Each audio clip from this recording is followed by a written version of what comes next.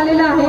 या युवा संघर्ष यात्रेला मंचावर उपस्थित असलेले आदरणीय आमदार रोहितदादा पवार साहेब, त्याचबरोबर माननीय खासदार संजयजी जाधव साहेब, माननीय आमदार राहुलजी पाटील साहेब, माननीय फौजिया खान मॅडम, आदरणीय वरपुडकर साहेब, आपल्या जिंतूर शिंदे विधानसभा मतदारसंघाचे भाग्य विधाते आणि भावी आमदार आदरणीय विजयरावजी भांबरे साहेब, त्याचबरोबर आदरणीय संदीप भैया क्षीरसागर आणि इथे उपस्थित असलेले सर्वच तमाम बहिणी भगिनी, त्याचबरोबर आपण सर्वजण इथे एवढ्या संख्येत उपस्थित आहात। मी आपल्या सर्वांचं या युवा संघर्ष यात्रेनिमित्त हार्दिक स्वागत। ज्यांनी महाराष्ट्राला तळमताच्या फोडाप्रमाणे जपलं, गायीच्या वासरासारखं वाढवलं आणि हरणीच्या शंकरासारखं जतन केलं, ज्यांच्या रूपी अखंड महाराष्ट्राला शरद रूपी चंद्राच्या चांदण्यात नाहक निघण्याचं भाग्य लाभलं, शेतकरी, कष्टकरी, कामगार, महिला आणि युवकांच्या सुख दुःखाची साथी, ज्ञान, विज्ञान, कला, क्रीडाचा उपासक, धर्मनिरपेक्ष राष्ट्रवादीचा श्वास असणारे, दिल्ली तख्ताला आरूढ होऊन भारताला प्रगतीच्या दिशेकडे नेणारे, अख्ख्या महाराष्ट्राला पित्या समान असणारे आदरणीय शरदचंद्रजी पवार साहेब यांच्या नेतृत्वाखाली आज ही युवा संघर्ष यात्रा आदरणीय आमदार रोहितदादा पाटील यांनी सुरू केलेली आहे। गेल्या 1 महिन्यापूर्वी ही यात्रा सुरू झाली। जवळपास 400 किलोमीटरचा प्रवास या यात्रेनं आतापर्यंत संपन्न केला आणि ही यात्रा आपल्या जिंतूर नगरीमध्ये इथे आलेली आहे।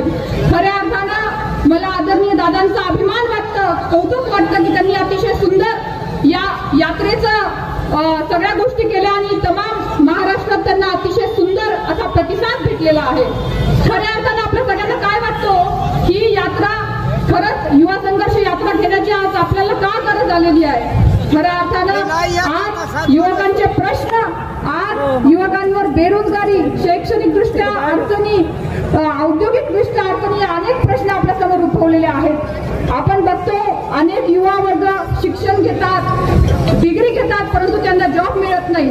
त्याचबरोबर आई वडील जबरदस्त करून शिकवतात, ग्रॅज्युएशन होतात, मुलं पोस्ट ग्रॅज्युएशन होतात, परंतु त्यांच्या हाताला कुठलंही काम नाही। ही अशी परिस्थिती अख्ख्या महाराष्ट्रात निर्माण झालेली आहे। आपल्या सर्वांना आज युवकांना जागवण्याची वेळ आलेली आहे। म्हणून मी युवकांना एक गोष्ट सांगू इच्छिते, एक युवा हे 10 युवकांची दुष्काळग्रस्त परिस्थिती अख्ख्या महाराष्ट्रात झालेली आहे। काय हो, या सरकारला आपल्याशी कुठलीच शेतकऱ्याच्या विरोधात म्हणून हे सरकार आहे, त्यांना चर्चा करायला सुद्धा तयार नाही, कुठल्याही परिस्थितीमध्ये ते कुठलं स्टेटमेंट सुद्धा द्यायला तयार नाही।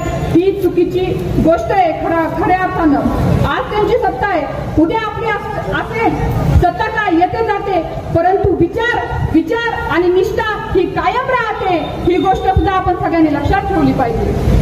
आणि खऱ्या अर्थानं आपण बघू शकतो, या नेहमी यांनी स्टंटबाजी केलेली आणि स्टंटबाजीमध्ये हे 1 नंबरला राहिलेले। आपण बघू शकतो 9 वर्षापूर्वी आतापर्यंत गॅस सिलेंडरचे भाव 1200 रुपये होते, आता काही दिवसापूर्वी 600 केले। का? तर येणाऱ्या 6 महिन्यामध्ये इलेक्शन चालेल। पण मी त्यांना सांगू इच्छिते, ही जनता ये जनता अभी कुछ पागल नहीं, उनको सब कुछ समझ में आता है आणि ही जनता तुम्हा सगळ्यांना उत्तर दिल्याशिवाय राहणार नाही, यात माझं काही दुमत नाही। आणि आज आपण विचार करतो, आदरणीय दादा, मला आपला सांगण्यात आनंद होईल, आदरणीय विजयरावजी भांबरे साहेबांची या मतदारसंघामध्ये ओळख कार्यसम्राट आमदार म्हणून आहे। 24 तास जनतेचे सर्वसामान्यांचे प्रश्न त्यांनी सोडवले, युवकांचे प्रश्न सोडवले, खेड्या पाड्या तांड्या वस्त्यात त्यांनी जाऊन नेहमी प्रत्येकाचे प्रश्न सोडवले, म्हणून त्यांचं नाव आज कार्यसम्राट आमदार म्हणून या मतदारसंघात त्यांची ओळख आहे। आणि त्याच विरोधात जर आपण बघितलं तर शिवशाहू फुले आंबेडकरांचा विरोध करणारा, अपमान करणारा हा भाजप पक्ष आणि इथल्या सत्ताधारी आमदार यांनी कधीही कुठल्या युवकांचा प्रश्न सोडवला नाही, सर्वसामान्य माणसाचे प्रश्न सोडवले नाही, अडचणी सोडवले नाही, ना कुठले काम केले। आणि त्यांचं एकाच गोष्टीत नाव चर्चेत आहे, काय? फेसबुक, फोटो, व्हिडिओ, बरोबर आहे की नाही?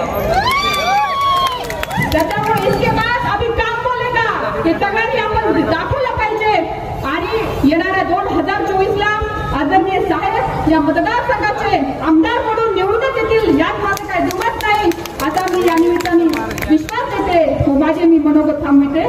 जय हिंद, जय महाराष्ट्र, धन्यवाद। संजयजी जाधव साहेब, सोबत आलेले आमचे स्वर्गवासी आबा, त्यांचे चिरंजीव सन्माननीय रोहितजी,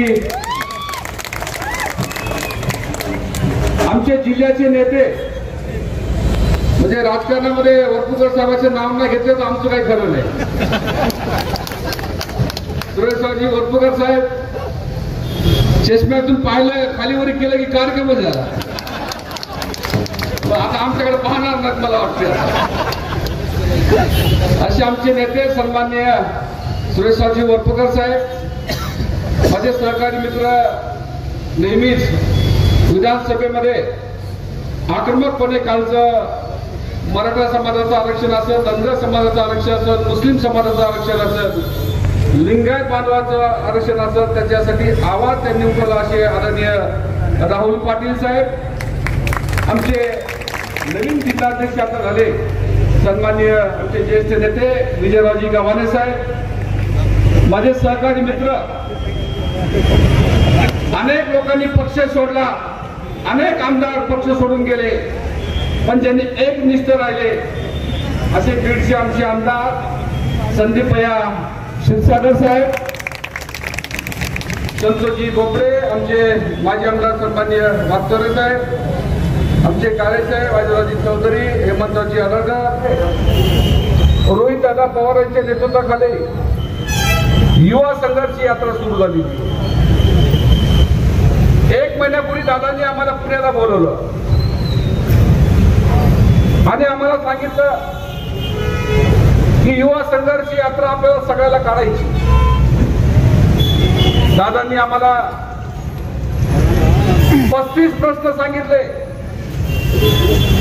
आम्ही ते पूर्ण वाचले की 35 नेमके कोणते कोणते प्रश्न आहेत. पहिला प्रश्न आहे, या महाराष्ट्रातली बेरोजगारी, या देशातली बेरोजगारी, हा पहिला प्रश्न रोहित दादांनी त्यांच्या अजेंड्यावरती घेतला. दुसरा प्रश्न घेतला, या महाराष्ट्रामध्ये गेल्या अनेक वर्षापासून भरती होत नाही, ती UPSCची असेल, ती MPSCची भरती असेल, ती तलाठ्याची भरती असेल, सगळ्या भरत्या तात्काळ झाल्या पाहिजे, हा दुसरा प्रश्न त्या ठिकाणी घेतला. तिसरा प्रश्न घेतला, जे माझ्या तरुण युवकाला परीक्षा द्यायला 1-2 हजार रुपये लागते, ती परीक्षा फी रद्द केली पाहिजे, ते त्या ठिकाणी मुद्दा घेतला. माझ्या शेतकऱ्याला सोयाबीनला भाव भेटला पाहिजे, तो सुद्धा मुद्दा घेतला. आरक्षणचे मुद्दे घेतले. असे 35 मुद्दे त्या ठिकाणी घेतले. आतापर्यंत याच्या अगोदर असे मुद्दे कोणी घेतले नव्हते. आणि एक तरुण युवा 800 किलोमीटर संघर्ष यात्रा त्यांनी सुरू केली. आज आपल्या मतदारसंघामध्ये त्यांचं 400 किलोमीटर पायी या ठिकाणी आले, त्याबद्दल त्यांचं मनापासून अभिनंदन मी या ठिकाणी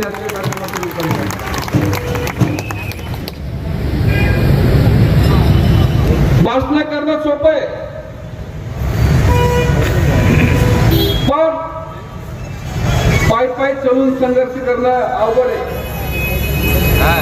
आम्ही कालपासून बघतो, देवगाव फाट्यापासून जिंतूर पर्यंत आलो, 27 किलोमीटर पायी आलो. मला वाटतं रोहित दादा थकतील, आराम करतील, झोपतील, मोबाईल बघतील, पण अजिबात थकले नाही.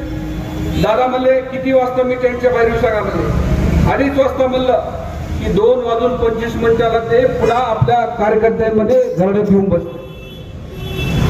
एवढं काम कोणी करत नाही, विशेष करून युवकांसाठी कोणी करत नाही.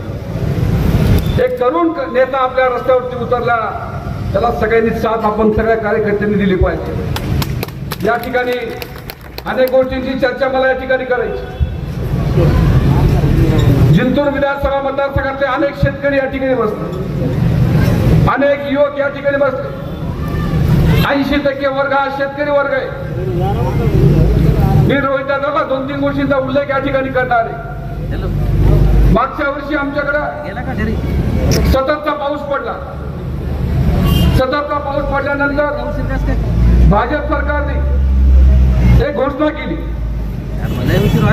की ज्या मतदारसंघाच्या भागात शेतकऱ्याचं नुकसान झालं त्याला आम्ही 13,600 रुपये आर्थिक मदत करू, अशा प्रकारची घोषणा काय केली, GR काढला. मागच्या वर्षीची गोष्ट सांगतो तुम्हाला सप्टेंबर महिन्यात. 1 वर्ष झालं GR काढला, पण 13,600 रुपये येणार नाही, इथल्या शेतकऱ्यांच्या खात्यावरती आले नाहीत.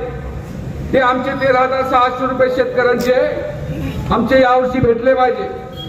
दुसरा मुद्दा, मागच्या वर्षी अनेक शेतकऱ्यांनी पीक विमा काढला, आणखी सुद्धा पीक विम्याचे पैसे मिळाले नाहीत. आमच्या शेतकरी बँकेत चक्रा मारतो, मागच्या वर्षीचा पीक विमा त्या ठिकाणी भेटलेला नाही.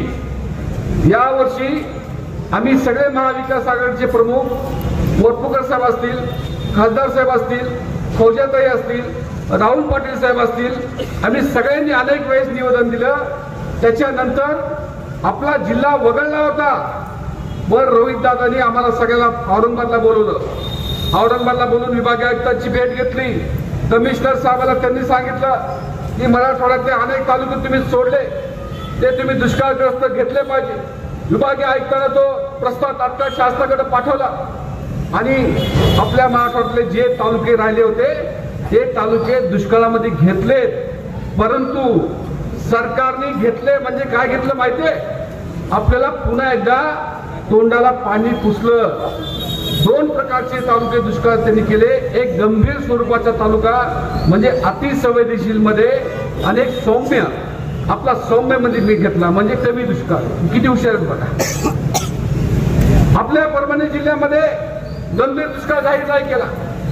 आमची मागणी आहे की आमचा परभणी जिल्हा हा संपूर्ण गंभीर दुष्काळामध्ये जाहीर केलाच पाहिजे, अशा प्रकारची मागणी आपल्या सगळ्या मतदारसंघाच्या वतीनं मी रोहिदांकडे या ठिकाणी करणार आहे. आमच्या शेतकऱ्याला मदत झाली पाहिजे. शेतकऱ्याला मी 2 प्रश्न विचारणार आहे. महाविकास आघाडीचं सरकार होतं राज्यामध्ये, 2 वर्षापूर्वीच मी सांगतो, उद्धव ठाकरे साहेबांसारखा एक स्वच्छ नेता, स्वच्छ प्रतिमेचे मुख्यमंत्री झाले. पवार साहेबांनी सांगितलं होतं या राज्यामध्ये जर सरकार आलं तर आम्ही कर्जमाफी करू. महाविकास आघाडीचं सरकार आलं, पहिला कॅबिनेट मध्ये निर्णय घेतला, माझ्या शेतकऱ्याचे 2-2 लाख रुपये खात्यावरती पाठवले. इमानदारी सांगा, पाठवले का नाही? 2-2 लाख रुपये खात्यावरती जमा झाले. कोणी निर्णय घेतला? महाविकास आघाडी निर्णय घेतला. 2 वर्षापूर्वी दुष्काळ पडला. आपल्या जिल्ह्यामध्ये पालकमंत्री होते नवाब मलिक साहेब. आम्ही सगळ्या कार्यकर्त्यांनी, मी असेल, अशोकराव असतील, अजयराव असतील, बाळासाहेब भुगे असतील, आम्ही सगळ्या कार्यकर्त्यांनी पालकमंत्री महोदयाला फोन केला. त्यांना विनंती केली की आमच्या मतदारसंघात दुष्काळ पडला, तुम्ही आलं पाहिजे. नवाबबाई स्वतः शेतामध्ये आले, बांधावरती गेले, फौजाताई सोबत होत्या, आम्ही सगळे बांधावरती गेलो, शेतकऱ्याची परिस्थिती बघितली. तात्काळ कॅबिनेटमध्ये निर्णय घेतला सगळ्या मंत्रिमंडळाने, आणि तेव्हा मात्र 7-7 हजार रुपये 1 महिन्याच्या आत शेतकऱ्यांच्या खात्यावरती पडले होते. हा सुद्धा निर्णय महाविकास आघाडी सरकारने घेतलेला आहे. हे मात्र भाजपने काय देत नाहीत. भांडण लावायचे काम चालू आहे. जाती जातीमध्ये भांडण लावायचे, आरक्षणच्या नावाखाली भांडण लावायचे. पण लोक आता हुशार झालेत. लोकांना जातीवाद नको, लोकांना हिंदू मुस्लिम नको, लोकांना आता नोकऱ्या पाहिजे, लोकांना शेतीमालाला भाव पाहिजे, आमच्या युवकांच्या हाताला काम पाहिजे. ही सगळी भूमिका आमच्या सगळ्या लोकांना कळली. आता तुमचं काहीही नवीन षडयंत्र चालणार नाही. सगळे आमचे आता युवक हुशार झाले. ही मला गोष्ट मात्र आवर्जून या ठिकाणी सांगायची. जास्ती वेळ या ठिकाणी घेणार नाही.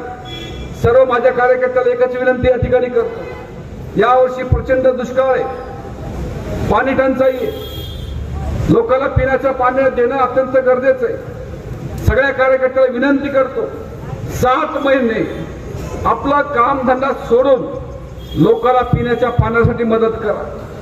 एखादा जनावर असेल त्याला पिण्याचं पाणी द्यायचं काम करा.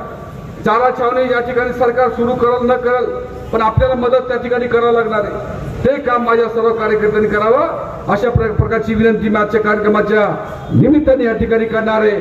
पुन्हा एकदा रोहित दादाचं व त्यांच्या सर्व सहकार्यांचं आमच्या मतदारसंघात आल्याबद्दल त्यांचं मनापासून अभिनंदन या ठिकाणी करतो. आणि रोहित दादांचं पुन्हा एकदा मी कौतुक या ठिकाणी करणारे 800 किलोमीटर चालणारा नेता या ठिकाणी तुमच्यासाठी चालते. ते युवकांचे प्रश्न समजून घ्यायलेत आणि हे सगळे प्रश्न विधानसभेत मांडून जे प्रश्न सोडवता येईल ते प्रश्न सोडवायचं काम या ठिकाणी रोहितदादा पवार करतील अशी मी अपेक्षा या ठिकाणी बाळगतो. पुन्हा एकदा या सर्व महाविकास आघाडीच्या नेत्यांचं मनापासून स्वागत करतो. थांबतो. जय हिंद, जय महाराष्ट्र. सर्वप्रथम रोहित दादाचं मी अतिशय मनपूर्वक असं कौतुक करतो की लहानपणापासूनच ज्यांनी राजकारण पाहिलं, राजकारणामध्ये त्यांच्या घराने जवळपास 40 वर्ष सत्ता त्यांच्या घरी असताना सुद्धा आज सर्वसामान्य कार्यकर्त्यांसाठी, सर्वसामान्य जनतेसाठी ते रस्त्यावर उतरले तर जवळपास 400 किलोमीटरचा पल्ला पार करून आज ते परभणी जिल्ह्यात आले. म्हणून सर्वप्रथम त्यांचं मी स्वागत करतो. आज युवा जनसंघर्ष यात्रेला एवढ्या मोठ्या प्रमाणावर प्रतिसाद कशासाठी आहे तर आज जनता सुद्धा दुखी आहे. जनता रुठी है इस सरकार पे, त्याच्यासाठी एवढ्या मोठ्या प्रमाणावर जागोजागी आज लोक उभा आहे. भारत स्वातंत्र्यानंतर सर्वात मोठ्या प्रमाणावर आज तुम्ही पाहिला असतं तर बेरोजगारीचा दर वाढलेला आहे. जवळपास 10% आज बेरोजगार लोक आहेत. आता भांबळे साहेबांनी उल्लेख केला की दुष्काळाच्या बाबतीमध्ये सुद्धा परभणी जिल्हा हा निष्ठावान असल्यामुळे आमच्या तोंडाला पानं पुसण्याचं काम या सरकारनं केलेलं आहे. म्हणून भविष्य काळामध्ये आम्ही सुद्धा संघर्षाला तयार आहोत आणि निश्चितच परभणी जिल्हा सुद्धा गंभीर दुष्काळ याची घोषणा शासनाला येणाऱ्या काळामध्ये निश्चित करावीच लागेल. त्यासाठी रस्त्यावर उतरायला आम्ही तयार आहोत. तुम्ही पाहिलं असेल या शासनामध्ये जातीपातीमध्ये भांडण लावायचे, आरक्षणच्या मुद्द्यावर समाजाला एकमेकाच्या अंगावर घालायचं, अशा प्रकारचं काम या शासनाने केलेलं आहे. कालच एक शासनानं दादा GR काढला. आम्ही गेल्या आठवड्यामध्ये छत्रपती संभाजीनगरमध्ये जायकवाडीचं आमच्या हक्काचं पाणी सोडावं यासाठी रस्ता रोको केला. त्यामध्ये लाठीचार्ज झाला, आम्हाला जेलमध्ये टाकण्यात आलं. आणि या मुजोर सरकारनं काल एक अशा प्रकारचा GR काढला की मराठा आरक्षण आंदोलनाच्या पार्श्वभूमीवर आम्ही पाणी सोडू शकत नाही. पण त्यानंतर आम्ही परत संघर्ष केला आणि काल त्याला आम्हाला यश प्राप्त झालंय आणि 8.6 TMC पाणी कालच धरणात आमच्या सोडण्यात आलेलं आहे. पण ते सुद्धा 100 क्यूएक्स एवढ्याच वेगानं सुरलंय. त्याच्या मागं सुद्धा एक मोठं षडयंत्र आहे की ते पाणी त्यांचेच मोटर मोठ्या लावून तेच उपसून घेत आहेत. जर हजार क्यूएक्सनं जर पाणी सोडलं तरच ते जायकवाडी धरणामध्ये पोहोचू शकतंय. पण 100 क्यूएक्स ह्या वेगानं पाणी सोडल्यानंतर पश्चिम महाराष्ट्रातीलच लोक त्या पाण्याचा उपयोग घेतील. म्हणून याकडे सुद्धा आपण गांभीर्याने लक्ष देण्याचं काम आहे. भविष्य काळामध्ये निश्चितच एक तरुण नेतृत्व या महाराष्ट्राला लाभलेलं आहे. सन्माननीय उद्धव साहेबांच्या नेतृत्वाखाली सुद्धा ज्यावेळेस आपलं महाविकास आघाडीचं सरकार होतं तर शेतकऱ्यांना, महिलांना, मजुरांना, विद्यार्थ्यांना न्याय देण्याचंच काम त्यांनी केलं.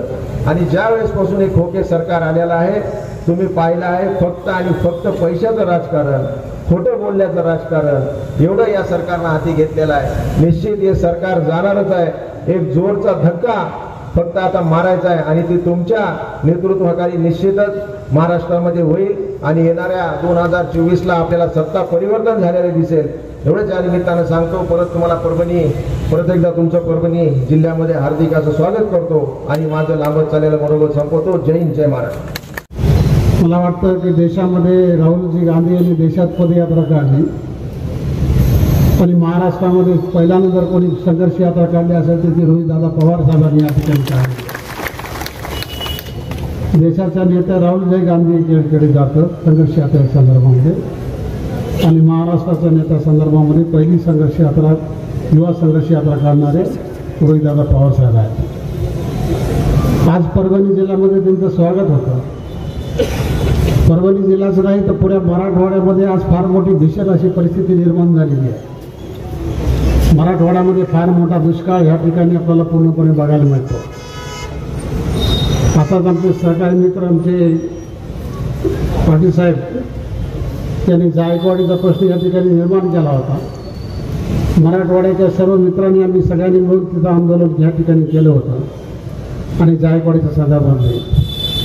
परंतु आज परभणी जिल्ह्यातले जे काही धरण असतील मराठवाड्यातील त्या धरणामध्ये फार अपुरा असा पाणी पुरवठा या ठिकाणी आहे. जायकवाडीच्या धरणामध्ये 45% पाणी आहे. आता जे जिंतूर तालुका आणि माझा मतदारसंघ जिथं आता लोअर दुधनाक्यासाठी आहे त्या धरणामध्ये फक्त 23% पाणी या ठिकाणी आहे. म्हणजे ज्याचा फायदा जिंतूर तालुक्यामध्ये आणि माझ्या मतदारसंघामध्ये या ठिकाणी होतो त्या धरणामध्ये फक्त 23% पाण्याचा साठा आहे. आणि आज पूर्ण जिल्हा असा पूर्ण दुष्काळामध्ये असताना सुद्धा 13 मंडळं फक्त आणखी या ठिकाणी राहिलेले आहेत की जिथं 13 मंडळं आणखी दुष्काळ जाहीर झालेलं नाही. कुठल्या प्रकारचं इन्शुरन्स सुद्धा त्या ठिकाणी दिलेलं नाही. 2021चा जवळपास शेतकऱ्याचा विमा जे आता विजयाला भांबराने या ठिकाणी सांगितलं आहे ते 400 कोटीचा विमा आपण या ठिकाणी त्यावेळेस आपल्या कंपनीचा आपल्या या संदर्भात राहिलेला आहे. तो सुद्धा प्रश्न आता दिल्ली गव्हर्नमेंटकडे आता सध्या आहे. आम्ही दोन्ही खासदारांना विनंती करतो की ते मार्गी लावला तर परभणी जिल्ह्यामध्ये शेतकऱ्याला आणखी 400 कोटी रुपये या ठिकाणी मिळू शकतात. अशा प्रकारचा या ठिकाणचा विचार आहे. आज दुष्काळाच्या संदर्भामध्ये जी माहिती आपल्याला मिळते ती इतकी अपुरी की पावसाचा जर अंदाज घेतला की जवळपास पूर्ण ऑक्टोबर महिन्यामध्ये गेल्या वर्षीपेक्षा काही तालुक्यामध्ये 25% पाऊस होता, काही तालुक्यामध्ये 24% वाढ होता. औरंगाबाद जिल्ह्यामध्ये पूर्ण पाऊस 33.5%च्या वर पाऊस झालेला नाही गेल्या वर्षीच्या तुलनेत. आणि गेल्या वर्षीच्या तुलनेवर 33.5% फक्त पाऊस जर परभणी जिल्ह्यामध्ये होत असेल आणि त्या जिल्ह्यामध्ये सौम्य दुष्काळ जर जाहीर केला असेल, दुष्काळ जाहीर केला नसेल तर अशा प्रकारचं शासनाला आपण धिक्कार केला पाहिजे. शासनाचा विरोध या ठिकाणी केला पाहिजे. आणि कोण्याही परिस्थितीमध्ये या जिल्ह्याला पूर्णपणे दुष्काळाचा मोबदला या ठिकाणी मिळण्याचं काम सातत्यानं आम्ही विधानसभेमध्ये आपण सगळे मिळून मांडू, पण त्याचा विचारसुद्धा आपण या शासनाने या ठिकाणी करायला पाहिजे. मी आता विधानसभेमध्ये असल्यामुळे रोहितदादा पवारचे जे भाषण आपण ऐकतो विधानसभेत सुद्धा अत्यंत अभ्यासपूर्ण असे भाषणं असतात.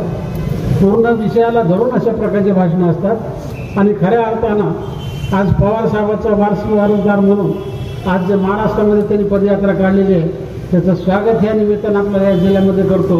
आणि त्यांना या ठिकाणी पुढच्या भविष्यासाठी पूर्ण जिल्ह्याच्या नव्हे तर मराठवाड्याच्या नव्हे तर महाराष्ट्राच्या पूर्ण भविष्यासाठी आपण सातत्यानं प्रयत्नशील अशा प्रकारच्या शुभेच्छा या ठिकाणी व्यक्त करतो. माझे 2 शब्द प्रतिनिधी भावी आमदार आणि या कार्यक्रमाचे मुख्य आयोजक भावी आमदार विजयरावजी भांबळे साहेब, व्यासपीठावरील सर्व सन्माननीय उपस्थित सर्व माझ्या सभेला जमलेल्या बंधू आणि भगिनींना, वक्त्यांनी या ठिकाणी बऱ्याच जणांनी या ठिकाणी आपल्या मनोगतातून सगळ्या गोष्टी विषय केल्या. मी जास्त बोलणार नाही, पण या ठिकाणी मी एवढं सांगू इच्छितो की रोहितदादा पवारनी जी काही भूमिका हातात घेतलेली आहे, 800 किलोमीटर पायी चालणं ही काही चेष्टा नाही. आणि त्याच्यातला अर्धा टप्पा आज जिंतूरमध्ये पूर्ण झाला आहे आणि यांच्या पुढे 400 किलोमीटर आणखीन जायचं. त्यामुळं अशा स्वरूपाची यात्रा काढणारा पहिला युवा नेता आहे आपल्या महाराष्ट्रातला असं म्हणायला हरकत नाही. वरपुडकर साहेब म्हणल्याप्रमाणे देशामध्ये राहुल गांधींनी ही यात्रा काढली, पण राज्यामध्ये रोहित पवारांनी काढली.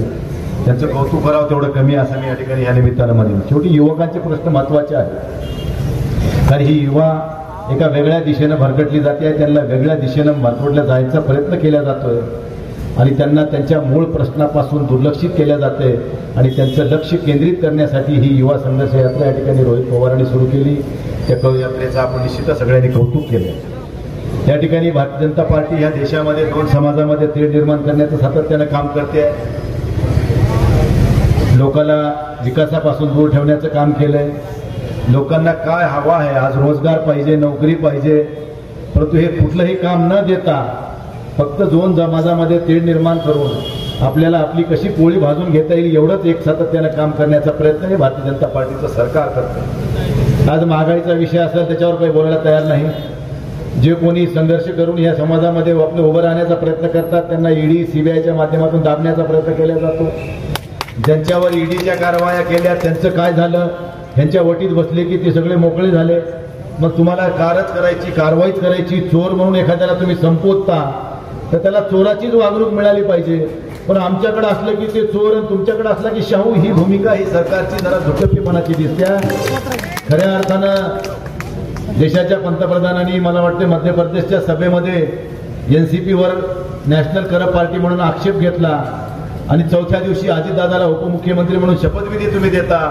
मग तुम्हाला नेमकं चोराबद्दल काय भूमिका तुमची आहे हे आम्हाला कळली पाहिजे. मग चोर तुम्ही त्यांना म्हणता का तुम्ही चोर आहेत हेच आम्हाला कळायला मार्ग नाही. अशा प्रकारची ही भारतीय जनता पार्टीची नीती ही सगळ्याला देशाला कळून चुकलेली आहे. गेल्या 14 मध्ये आणि 19 मध्ये ज्या युवकांनी नरेंद्र मोदींना एक देशाचा चांगला नेता म्हणून या ठिकाणी पुढे आणण्याचा प्रयत्न केला, पण गेल्या 10 वर्षाच्या काळामध्ये आम्ही बघतोय की आमच्या पदरी निराशेशिवाय दुसरं काही आलं नाही. म्हणून आता युवकांची दिशा बदललेली आहे आणि युवक आता देशाला एक चांगल्या मार्गाने नेणाऱ्या नेत्याची निवड करण्याचा प्रयत्न करत आहे. या ठिकाणी राहुल पाटलांनी या ठिकाणी सांगितलं की बाबा उद्धव ठाकरे मुख्यमंत्री होते, महाविकास आघाडीचं सरकार होतं, त्यावेळी देशातल्या आपल्या राज्यातल्या सगळ्या शेतकऱ्याला सरसकट कर्जमाफी देण्यात आली. त्याचबरोबर दुष्काळ जाहीर झाला त्यावेळेस सरसकट महाराष्ट्रामध्ये दुष्काळ जाहीर केला आणि ते राहुल पाटील साहेब 6,500 नव्हते 13,000चा दुष्काळ आपल्याला मिळाला होता. त्याचबरोबर देशातल्या आपल्या राज्यातल्या सगळ्या शेतकऱ्याला विम्याचे पैसे मिळाले. 23,000 रुपयाचा विमा महाराष्ट्रातल्या सगळ्या शेतकऱ्याला मिळाला. ही अशा स्वरूपाची भूमिका ज्यावेळेस ती कंपनी द्यायला तयार नव्हती त्यावेळेस उद्धव ठाकरेंनी त्याच्यावर FIR करण्याचा प्रयत्न केला आणि त्यावेळेस त्या कंपनीला पैसे देण्याचे कबूल केले आणि या महाराष्ट्रातल्या सगळ्या शेतकऱ्याला त्यावेळेस 23,000चा पीक विमा मिळाला. आज आम्ही बघतोय महाराष्ट्रातले आमच्या जिल्ह्यामधला एकही तालुका या दुष्काळामध्ये नव्हता. ज्यावेळेस ओरड निर्माण झाली महाराष्ट्रामध्ये त्यावेळेस आमच्या जिल्ह्यातले काही सर्कल काही मंडळ घेण्यात आलीत. आणखीनही 13 मंडळ घेतलेले नाहीत. पण हे 13 मंडळ आणि घेतले तर नाहीत, पण जे मंडळ घेतले ते मंडळ सुद्धा दुष्काळजन्य परिस्थिती अशा नावाखाली घेतलेत. तो दुष्काळ म्हणून आणखीनही घेतले नाहीत आमदार साहेब. म्हणून येणाऱ्या विधिमंडळामध्ये ज्या अधिवेशनामध्ये आम्ही लोकसभेमध्ये राज्यसभेमध्ये फौजाखान मॅडम आम्ही तो बोलू, पण हा दुष्काळाचा परिस्थिती आपल्याकडे भयावह आहे. महाराष्ट्रातल्या तुलनेमध्ये मराठवाड्यामध्ये मोठ्या प्रमाणात दुष्काळाची परिस्थिती आपल्याला जाणवते आहे. पण या महाराष्ट्रातल्या दुष्काळजन्य परिस्थितीमध्ये आमच्या परभणी जिल्ह्याला वंचित ठेवण्याचं काम या सरकारनं केलंय. या सरकारला कोणाशी काही देणेघेणं नाही. हे सरकार भांडवलदाराचं सरकार आहे. शेतकऱ्याच्या नावाखाली भांडवलदाराची सोय लावणारं हे सरकार आपल्याला येणाऱ्या 24 मध्ये पाडून टाकल्याशिवाय आपल्यासमोर दुसरा पर्याय नाहीये. म्हणून मी आपल्याला या ठिकाणी विनंती करणार आहे की रोहितदादा पवार यांनी जी ही संघर्ष यात्रा सुरू केलेली आहे, दादा तुमच्या ह्या यात्रेला पुढच्या काळासाठी जी काय तुम्हाला नागपूरपर्यंत जायचंय त्यासाठी खूप खूप शुभेच्छा देतो. असंच तुमच्या हातून समाजाची सेवा घडत राहावी आणि आपल्या हातून या समाजाचं काही भलं व्हावं अशा स्वरूपाची मी या ठिकाणी ईश्वरचे आभार मानते की ते आज जनतेसाठी रस्त्यावर उतरलेले आहे आणि जनतेला हे दाखवण्याचा प्रयत्न करत आहे की जनतेची शक्ती काय असते. लोकतंत्रमध्ये शक्ती जर कोणाची असते तर ते जनतेची असते. पण आपल्याकडे असं बघण्यात येते की जनता जी आहे खूप सहनशील आहे. जनतेला स्वतःच्या प्रश्नाबद्दल काय बोलावं असं वाटत नाहीये. पण जेव्हा जनता आपल्या स्वतःच्या प्रश्नासाठी रस्त्यावर उतरते त्यावेळी कसं यश मिळते हे आपल्याला ही संघर्ष यात्रा सुरू होण्याच्या आधीच कळलं की शासनाने जे GR काढला होता की आता या पुढे जे भरती होणार आहे ते सगळे कॉन्ट्रॅक्टवर होणार आहे. सरकारला इतकी भीती वाटली या यात्रेची की त्यांनी तो GR परत घेतला. ही असते जनतेची ताकद आणि जनतेला जेव्हा आपली ताकद दाखवण्याची वेळ येते त्याचा अर्थ असा आहे की सरकारला आता काय ऐकू येत नाहीये, सरकारला आता काय कळत नाहीये आणि सरकारच्या आता सगळं रस्ता बंद झालेला आहे. जनतेचे प्रश्न आता त्यांच्यासाठी महत्वाचे राहिलेले नाही. आपले जनतेचे प्रश्न 30 प्रश्नांची यादी रोहित दादांनी आम्हाला यादी आहे. पण जेव्हा रोहित दादाची यात्रा इथे येत होती त्यावेळी अनेक लोकांनी मला भेटून सांगितले की तुम्ही स्थानिक प्रश्न मांडणार आहात का. मी त्यांना सांगितलं होय, कारण ह्याच्यासाठी तर रोहित दादा इथे आलेले आहे परभणीला, कारण ते आपले सगळे प्रश्नासाठी संघर्ष करत आहेत, पण त्यासोबत आपल्याला काय दुसऱ्या समस्या आहे ते जाणून घेण्यासाठी सुद्धा ते आपल्याशी संवाद साधत आहे. आणि म्हणून आपले प्रश्न हे इथे मांडण्यात आले. आपल्या खासदार साहेबांनी, आमदार साहेबांनी इथे शेतकऱ्यांचे प्रश्न मांडले, पण याशिवाय पण अनेक प्रश्न आहेत त्याचा उल्लेख मला इथे करण्याची आवश्यकता आहे असं वाटतं. एक मी सांगते की आता रोहित दादाची जी संघर्ष यात्रा आहे त्याला जे भरपूर प्रतिसाद मिळत आहे या महाराष्ट्रामध्ये, त्याच्याबद्दल मला एक शेर आठवला.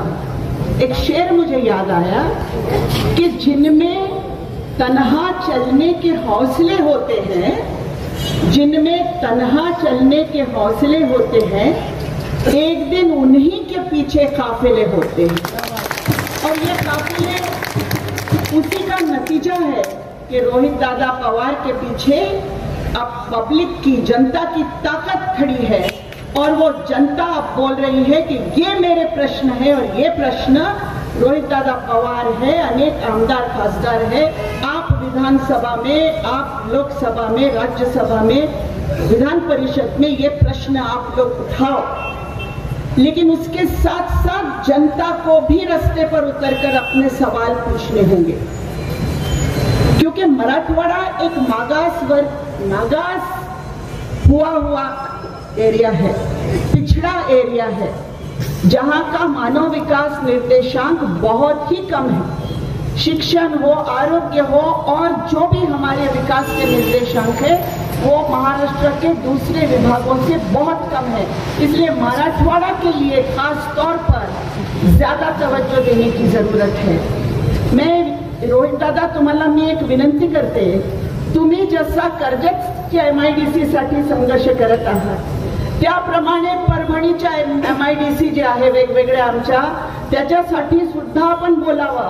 कारण जोपर्यंत MIDCच येत नाहीये तोपर्यंत लोकांची बेरोजगारीचा प्रश्न मिटणार नाहीये. आणि आपल्याला आमच्याकडे करून आपल्याला विनंती आहे, मी जास्त डिटेलमध्ये जात नाही, पण फक्त प्रश्न थोडे थोडे मी मांडते कारण वेळेचा अभाव असल्यामुळे. आपण बघतो की महाराष्ट्रामध्ये किती रिक्त पद आहे, लाखो रिक्त पद आहे, पण भरती होत नाहीये. आता हे जे रिक्त पद आहे 2,70,000 रिक्त पद जे आहे, माझा आकडा कदाचित चुकत असेल, त्याच्या जे बजेटरी ॲलोकेशन होतो त्याच्यासाठी बजेट आहे पण पद भरलेले नाहीये. तो जे पैसा आहे 50,000 कोटी रुपये ते उरतो. त्याच्यानंतर तो बजेट जे आहे पुन्हा त्याला रिकन्सिलिएशन करून त्याच्या नॉन प्लॅन्ड एक्सपेंडिचर मध्ये तो खर्च होतो.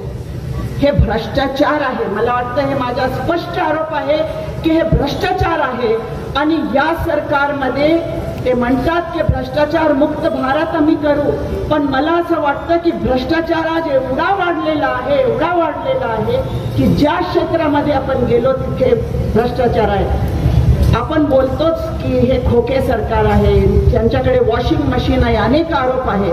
पण माझा आरोप हे आहे, आमचे रस्ते बघा रोहित दादा, परभणीच्या रस्त्यांची सगळ्यात मोठा प्रश्न आहे.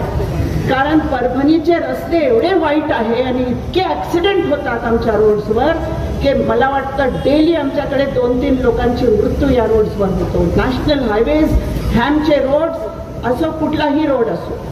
कशामुळे की या रोडाच्या बांधकामामध्ये इतका मोठा भ्रष्टाचार आहे आणि याच्याकडे कोणाचं लक्ष नाहीये. याच्यामुळे मी सांगते जनतेची ताकद आवश्यक आहे. कारण आपण जर या रोडाच्या बांधकामाच्या वेळी आवाज उचलत नाहीये तर हे सगळे गुत्तेदार यांना आणि जे अधिकारी आहेत, आता अधिकारी जे आहे आपण त्यांना अधिकारी म्हणतो, पण अधिकारी म्हणजे काय, त्यांना भ्रष्टाचाराचा अधिकार मिळालेला आहे. आता त्यांना अधिकार आहे, स्पष्ट अधिकार, ते भ्रष्टाचार करू शकतो. आणि त्याच्यामुळे हे रोड, आता जिंतूरचा रोड झाला, जिंतूर परभणी भांबळे साहेब, हा रोड फुटू लागला. कसा काय फुटतो? अर्धा रोड सुद्धा बनला नाही आणि आज रोड फुटू लागला. हे कोणाचा दोष आहे? हे आपण बघितलं पाहिजे. कारण अधिकारी आणि अनेक पत्र लिहिले, मी पार्लमेंटमध्ये प्रश्न उचलला, सेक्रेटरीला लिहिले, मंत्रीला लिहिले, कोणी काय लक्ष देत नाहीये. कारण सगळ्यांचे याच्यामध्ये हात गुंतलेले आहेत. आणि म्हणून रोड्समध्ये जे भ्रष्टाचार आहे त्याच्याबद्दल आपण जागृत राहिले पाहिजे. आज आपल्याकडे एम्प्लॉयमेंट नसल्यामुळे रोहित दादा, ड्रग्सचा प्रश्न खूप वाढलेला. ड्रग्सचा धंदा परभणीमध्ये इतका वाढला, इतकी गुन्हेगारी वाढलेली आहे. आपण शक्ती कायद्याच्या बाबतीत आपण जे आहे हे प्रत्येक ठिकाणी संघर्ष करतो, पण त्याच्यासोबत हे ड्रग्सचा प्रश्न हाताळणं हे खूप महत्वाचे आहे. एकच मी सांगेल, एक उदाहरण देईल आणि संपेल माझं भाषण. मी इथे आरोग्य मंत्री होते. आरोग्य राज्यमंत्रीच्या माझ्याकडे जबाबदारी होती. सिव्हिल हॉस्पिटलच्या नवीन बांधकाम केलं. वुमन्स हॉस्पिटल 400 बेडच्या सुरू केला. जेवढे रुरल हॉस्पिटल आहे सगळ्यांचे बांधकामं केले. अनेक PHCचे बांधकामं केले. पवार साहेबांनी जे संधी दिली, 400 कोटीचे काम हेल्थ डिपार्टमेंट मध्ये आम्ही इथे केले. 10 वर्ष झाले. त्याच्यानंतर जिंतूरमध्ये ट्रॉमा सेंटर केला. जिंतूरच्या RH हॉस्पिटलच्या आम्ही बांधकाम केला.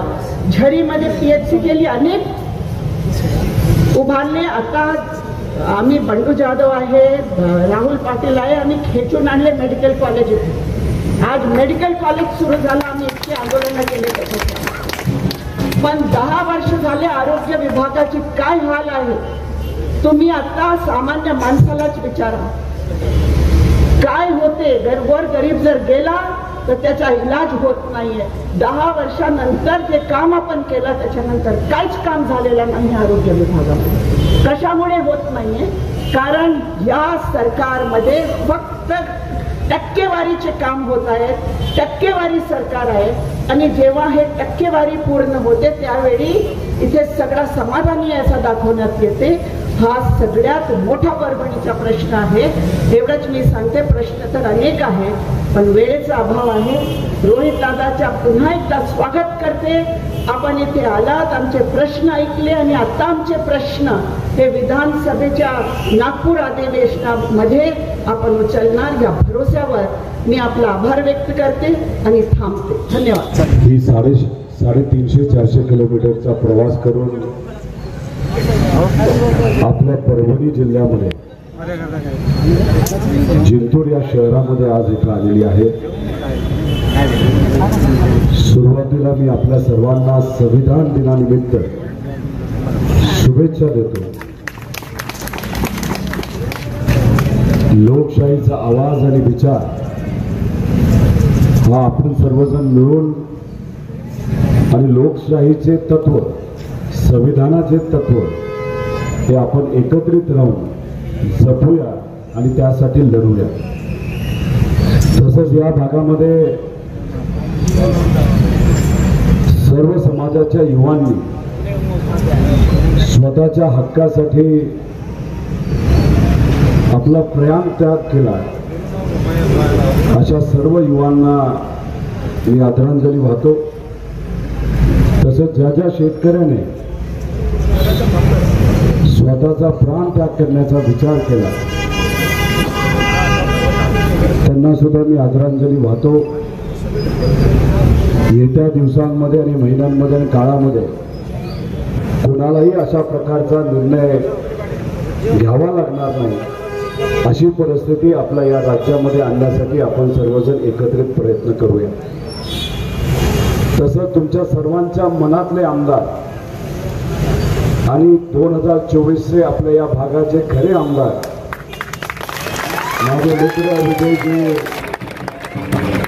भांबरे साहेब,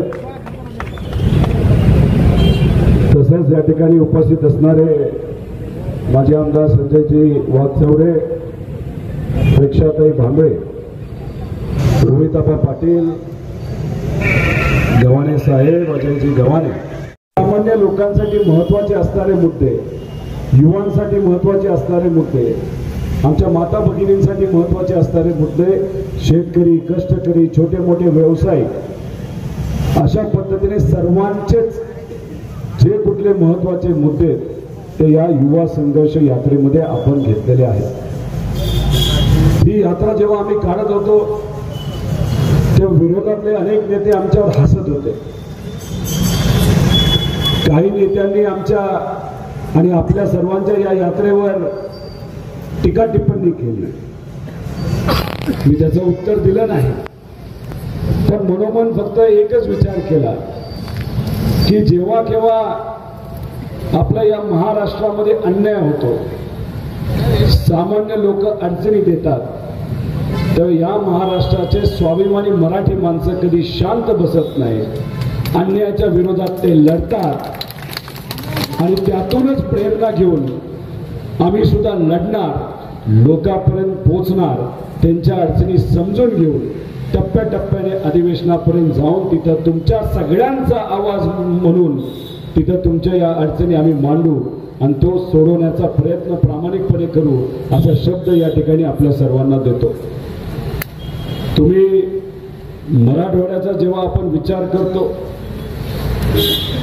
तेव्हा 8 जिल्हे आपल्या या भागामध्ये येतात.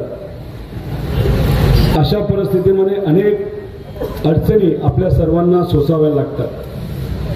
पण मराठवाड्याची एक खासियत आहे की मराठवाड्यातल्या प्रत्येक व्यक्तीने संघर्ष केलेला आहे.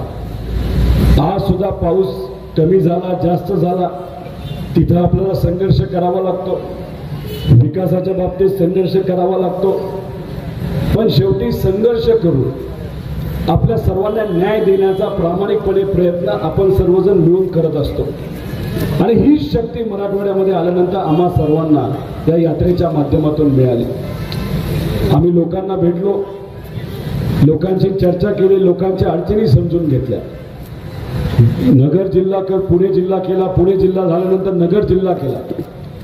नगर जिल्हा झाल्यानंतर जेव्हा आम्ही मराठवाड्यात आलो, म्हणजे बीड जिल्ह्यामध्ये आलो, तिथून जालना जिल्हा, जालना जिल्हा झाल्यानंतर आता परभणी, उद्या हिंगोली, असे 3 ते 4 जिल्हे मराठवाड्यातले आम्ही करणार आहोत. पण जसं जसं आम्ही लोकांशी चर्चा करायला लागलो तसं तसं लोकांनी त्यांच्या अडचणी आम्हाला सांगितल्या. मी बाकी जिल्ह्याबद्दल बोलणार नाही, मी परभणी जिल्ह्यामध्ये खास करून इथं बोलेल. जेव्हा आपल्या या जिल्ह्यामध्ये आलो तेव्हा मला सोयाबीनचे शेतकरी भेटले. ते मला म्हणाले की आम्हाला 4,500 ते 5,000 सोयाबीनचा भाव मिळतो आणि या भावामध्ये आम्हाला कुठेही परवडत नाही. आम्ही सोयाबीन पिकावर चांगले भाव मिळतील या अनुषंगाने पेरणी केली, पण पाऊस कमी पडला, उत्पादकता 50% कमी झाली. आम्हाला जे काही उत्पादन मिळणार होतं ते आता आम्हाला मिळणार नाही आणि उत्पादन मिळणारच नाही, पण त्याच्याबरोबर आम्हाला भाव सुद्धा आज मिळत नाही. म्हणून मोठ्या प्रमाणात आज आम्ही सर्वजण अडचणीत आलेलो आहोत. कपाशीचे काही शेतकरी भेटले, ते आम्हाला सांगत होते पाऊस कमी झाल्यामुळे आमचं पण उत्पादन कमी होतंय आणि आज आम्हा सगळ्यांना जो काही भाव मिळतो तो 7,000च्या आसपास मिळतोय आणि या 7,000 रुपयामध्ये आम्हाला काहीही परवडत नाही. काही दिवसांपूर्वी तुम्ही सर्वांनी वर्ल्ड कपची मॅच बघितली असेल, इंडिया विरुद्ध ऑस्ट्रेलिया. तिथं दुर्दैवाने आपण हरलो. आपली टीम चांगली होती, त्या टीमने कष्ट घेतले होते, पण जशी ऑस्ट्रेलिया वर्ल्ड कप मध्ये जिंकली, काही महिन्यांपूर्वी ऑस्ट्रेलिया हा देश आणि तिथे असणारे शेतकरी कापसाच्या बाबतीत सुद्धा जिंकले आणि आपल्या भारतातला शेतकरी हा कापसाच्या बाबतीत तिथं हरला होता.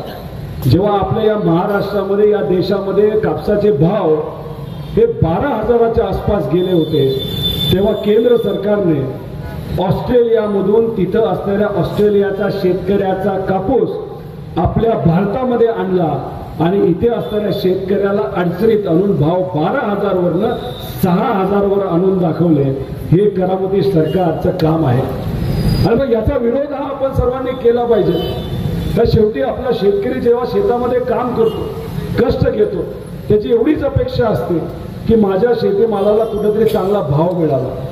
आपण बँकेकडनं कर्ज घेतो, आपण बँकेचं कर्ज कमी पडलं तर मग आपण एखाद्या व्याजावरनं पैसा घेतो आणि अशा पद्धतीने तिथं आपण जेव्हा शेती करतो आणि त्याच्यात जर आपण नुकसानात गेलो तर एखाद महिना आपला नुकसानात नाही तर अडचणीत जात नसतो, अख्खं वर्ष शेतकऱ्याचं अडचणीत जात असतं।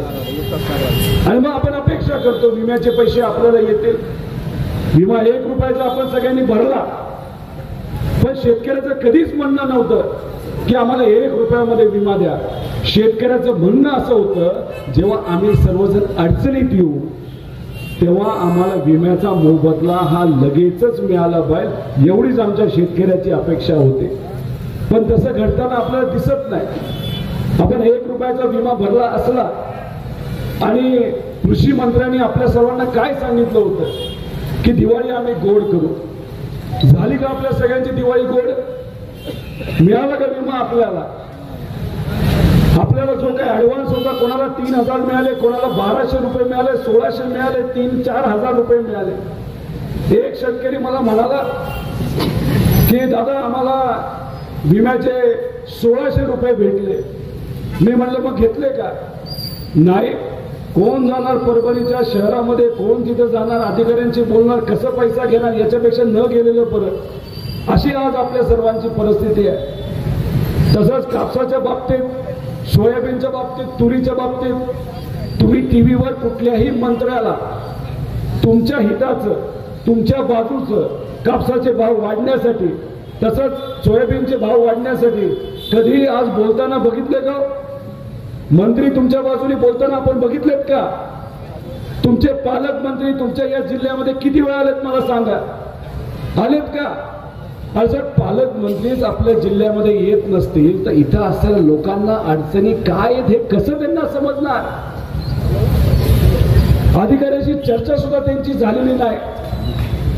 मग अशा परिस्थितीमध्ये सामान्य लोकांना जर दुर्लक्ष केलं जात असेल, त्यांच्याकडे लक्ष दिलं जात नसेल, त्यांच्या अडचणी काय त्या समजून घेतल्या जात नसतील, तर मग याचा विरोध हा आपण सर्वांनी केला पाहिजे आणि तुमचा आवाज हा उठवलाच पाहिजे। आणि त्याचंच एक प्रतीक म्हणून ही युवा संघर्ष यात्रा आपण काढलेली आहे।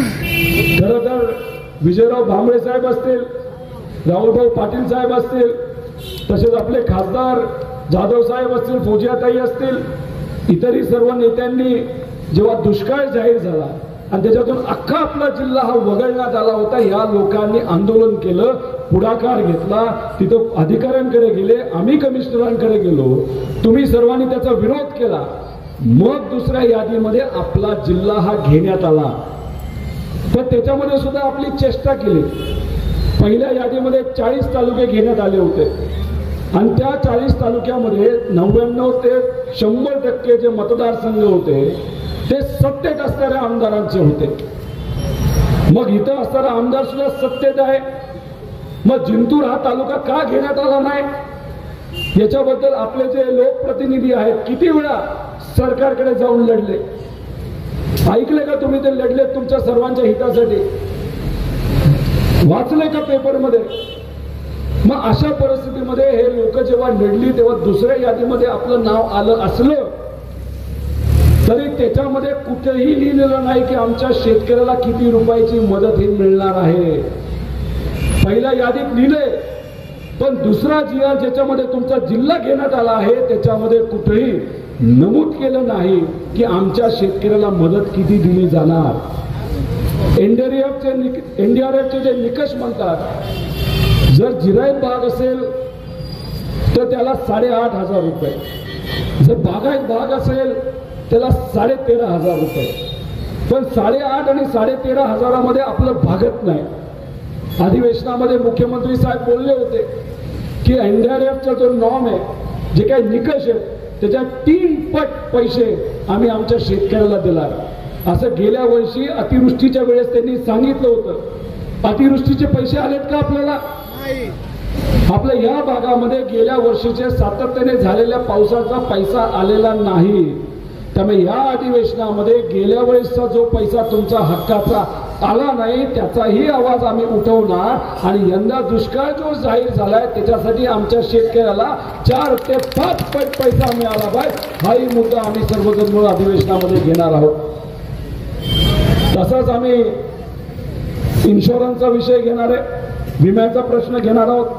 पण हे सगळे प्रश्न घेत असताना आमच्या युवांना सुद्धा खूप मोठे प्रश्न पडलेले आहेत. शेतकरी म्हणून, कष्टकरी म्हणून हे जे छोटे मोठे व्यावसायिक दिसत आहेत त्यांनी सुद्धा त्यांच्या मुलाला मुलीला खूप मनापासून शिकवलं, ग्रॅज्युएट केलं, डबल ग्रॅज्युएट केलं. आणि काय त्यांची अपेक्षा होती की त्यांच्या हाताला काम मिळेल, कुठेतरी एखाद्या चांगल्या कंपनीमध्ये नोकरी मिळेल.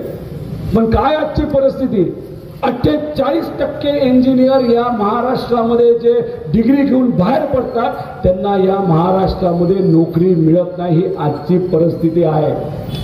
मग आमच्या आई वडिलांनी, आमच्या कष्टकऱ्यांनी त्यांच्या मुलांना मुलींना शिकवलं, त्याचं चूक केलं का? अजिबात नाही. नोकरी देण्याचं काम कोणाचं आहे तर सरकारचं आहे. सरकार जर या बाबतीत कमी पडत असेल तर या सरकारला विचारलं पाहिजे की तुम्ही या युवांसाठी काय करत आहात, त्यांच्या नोकरीसाठी काय करत आहात. आपल्या सर्वांचे हक्काचे प्रोजेक्ट हे आपल्या महाराष्ट्रामध्ये न राहता गुजरातला नेले जातात. म्हणजे 3-3, 4-4 लाख कोटी रुपये हे आपल्या राज्यात आले असते, त्यातून 5-6 लाख मुला मुलींना नोकरी मिळाली असती. पण नाही, केंद्रातल्या जे काही भाजपचे नेते त्यांना खुश करण्यासाठी आपल्या हक्काचे प्रोजेक्ट हे कुठेतरी गुजरातला नेले जातात. ह्याच्यामुळे नुकसान कोणाचं होतं?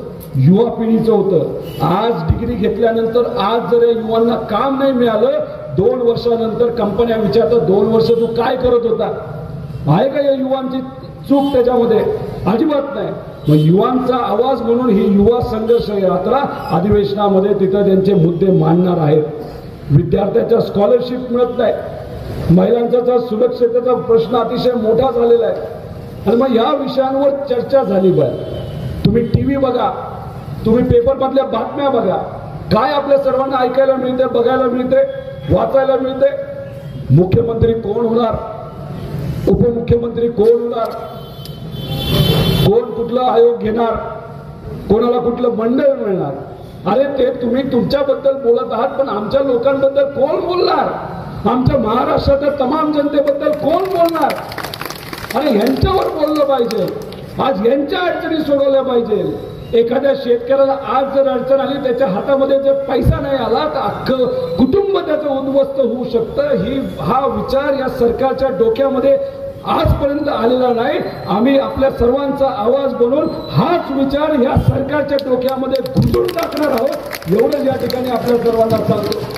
जेव्हा आमच्या शेतकऱ्याच्या हातामध्ये पैसा येईल तेव्हा हे जे छोटे मोठे व्यावसायिक आहेत त्यांच्या हातामध्ये पैसा जाणार आहे. या दुकानदारांना तुम्ही विचारा यंदाची दिवाळी कशी होती, ते तुम्हाला सांगतील 30 ते 40% विक्री आमची कमी झाली आहे. आणि मग आता दुष्काळ तर येतोय. मग या दुष्काळाच्या परिस्थितीमध्ये काय या छोट्या मोठ्या व्यापाऱ्यांचं होणार आहे? तेव्हा जेव्हा आमचा शेतकरी अडचणी देतो, तेव्हा आमचा विद्यार्थी अडचणी देतो. जेव्हा आमचा शेतकरी अडचणी देतो, आमचा युवा अडचणी देतो. जेव्हा आमचा शेतकरी अडचणी देतो, सगळे दुकानदार अडचणी देतात, अर्थव्यवस्था अडचणी देतो, आपलं राज्य अडचणी देतं. पुढे शेतकऱ्याची काळजी घेण्याची जबाबदारी या सरकारची आहे. आणि सरकार जर कमी पडत असेल तर या सरकारला आम्ही गुडघ्यावर आणू, पण तुम्हा सर्वांना मदत केल्याशिवाय आम्ही राहणार नाही.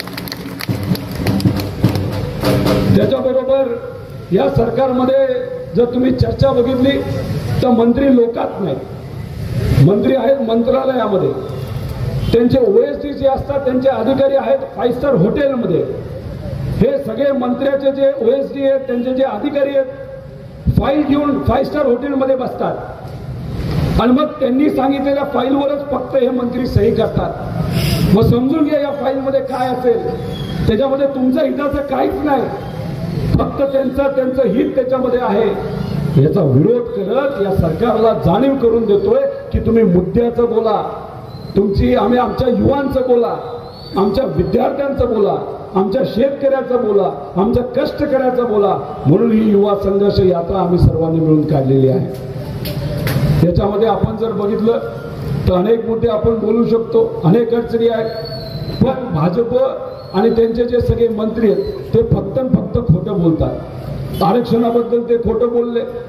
त्याच्याच बरोबर मराठवाड्यासाठी विकास करण्यासाठी 2015ला 42,000 कोटीचा प्लॅन त्यांनी जाहीर केला होता. किती रुपये मंजूर झाले, किती रुपये आपल्या या भागामध्ये आल्या? 1 रुपया सुद्धा नाही.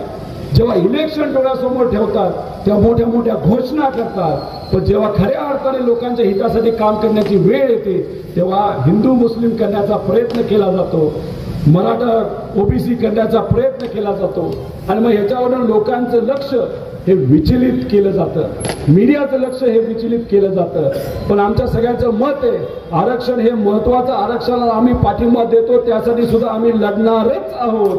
आणि जेवढं आरक्षण महत्वाचं आहे हे सामान्य लोकांच्या अडचणी ज्या आहेत त्याच्यावर सुद्धा लक्ष केंद्रित करण्याची जरूरत आहे. काही दिवसांपूर्वी संदीप भैया इथं आहेत, मी बीडला गेलो होतो. बीड शहरामध्ये तिथं जाळपोळ झाली. संदीप भैया आपले आमदार आहेत, त्यांचं घर सुद्धा जाळण्यात आलं. त्यांच्या पत्नी आणि त्यांची मुलं त्या घरामध्ये होती.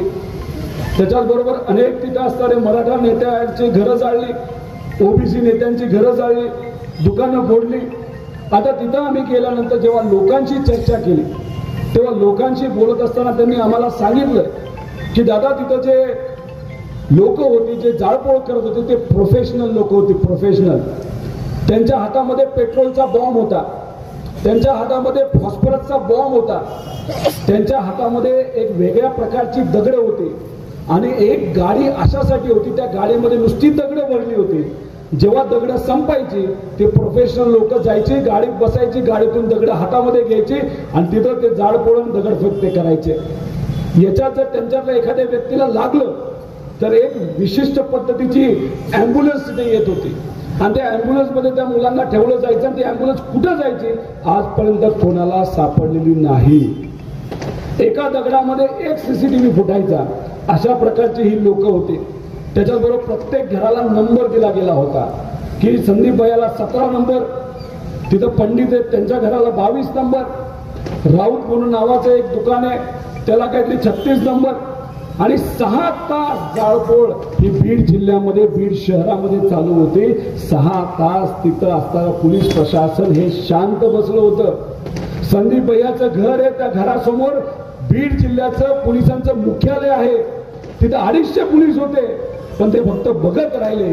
तुम्ही समजून घ्या, जेव्हा पोलीस फक्त बघत राहतात तेव्हा वरून त्यांना कोणाचा तरी फोन आला असतो आणि तिथं जर ओबीसी मराठा करण्याचा प्रयत्न सत्तेत असणाऱ्या काही लोकांनी केला असेल तर या जनतेला तुम्ही कमी समजू नका. आम्हाला माहिती तुमचा हेतू काय आहे. लोकसभेचं इलेक्शन डोळ्यासमोर ठेवून हिंदू मुस्लिम होत नसेल तर ओबीसी मराठा करण्याचा प्रयत्न तुम्ही करत असाल, ही जनता शांत बसणार नाही. या जनतेला माहिती आहे की कोणाच्या मनामध्ये लोकांचं हित आहे, कोणामध्ये फक्त राजकारण आहे. आणि जे बीडमध्ये घडलं आम्हाला भीती वाटते, लोकांना भीती वाटते. आज सुद्धा काही लोकांनी बोलून दाखवलं, बीड मधल्या काही लोकांनी बोलून दाखवलं. जे बीड मध्ये घडलं ते कदाचित फक्त ट्रेलर असू शकतो, जानेवारी महिन्यामध्ये हे खूप मोठ्या प्रमाणात करून जाऊ शकतं. म्हणून मी आपल्या सर्वांना विनंती करतो, आपापल्या गावामध्ये आपापल्या शहरामध्ये शांतता कसे राहील याचे तुम्हा सगळ्यांना प्रयत्न करायचे. आणि आपण सर्वजण नेते जेव्हा येतात आणि सत्तेतले नेते जेव्हा येतात त्यांना एवढंच बोलायचं, मुद्द्याचं बोला, आमच्या अडचणीवर बोला, उगाच फापड बसरा बोलू नका. आम्हाला ज्या अडचणी तुम्ही सोडवणार का नाही याच्यावर तुम्ही बोला. एवढंच या सगळ्या नेत्यांना आपण सगळ्यांनी बोललं पाहिजे.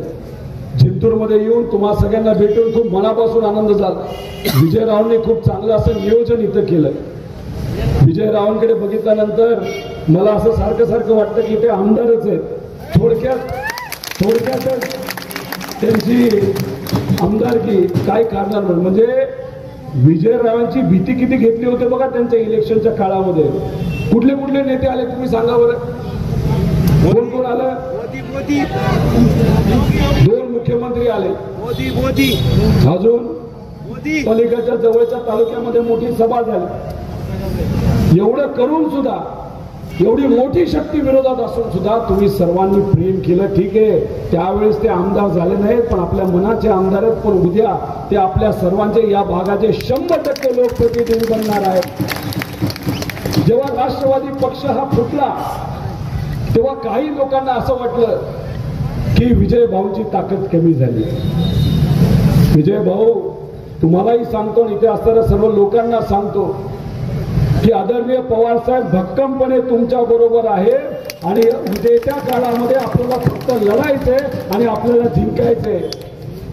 त्याच्याबरोबर खासदार साहेबांच्या बाबतीत बोलायचं झालं, एकदम साधा व्यक्तिमत्व.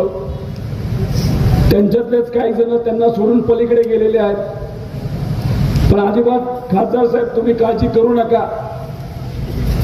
तुम्ही विजयरावांची काळजी करा, विजयराव तुमची काळजी घेतील आणि दोन्ही येत्या काळातले लोकप्रतिनिधी 100% या भागात असतील. राहुल पाटलांच्या बाबतीत बोलायचं कारण नाही. मला असं वाटलं एकदम आक्रमक भाषण करतील, खूप वेळ बोलतील, पण पुढच्याही नेत्यांना लोकांना बोलायचं ओढ म्हणून त्यांनी समजून घेतलं. एक समजूतदार आमदार आहे, त्यामुळे या भागामध्ये खूप मोठे बदल होतील असं मला वाटत नाही. बदल झाला तर फक्त जिंतूर तालुक्यामध्ये, आणि जिथं जिथं भाजपचे आणि भाजपच्या विचाराचे आमदार आहे तिथं 100% बदल झाल्याशिवाय राहणार नाही असं माझ्यासारख्याला तिथं वाटतं. जाता जाता फक्त तुम्हाला मला विचारायचंय की या भागामध्ये परिवर्तन घडवण्यासाठी तुम्ही भक्कमपणे विजयरावांच्या मागे उभे राहणार का? जे जे उभे राहणार त्यांनी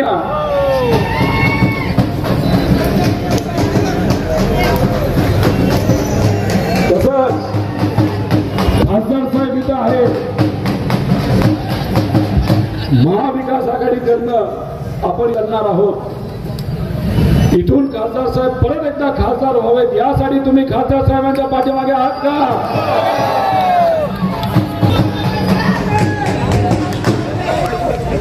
या जिल्ह्यामध्ये जिथं कुठं तुमचे नातेवाईक असतील, मित्र परिवार, त्या त्या तालुक्यामध्ये त्या त्या मतदारसंघामध्ये महाविकास आघाडीचा उमेदवार निवडून आणण्यासाठी तुम्ही प्रयत्न करणार का? जर कुणी येऊन या भागामध्ये हिंदू मुस्लिम करण्याचा प्रयत्न करत असेल, जर या भागामध्ये मराठा ओबीसी करण्याचा प्रयत्न करून राजकीय पोळी भाजत असेल, त्याचा तुम्ही विरोध करणार का?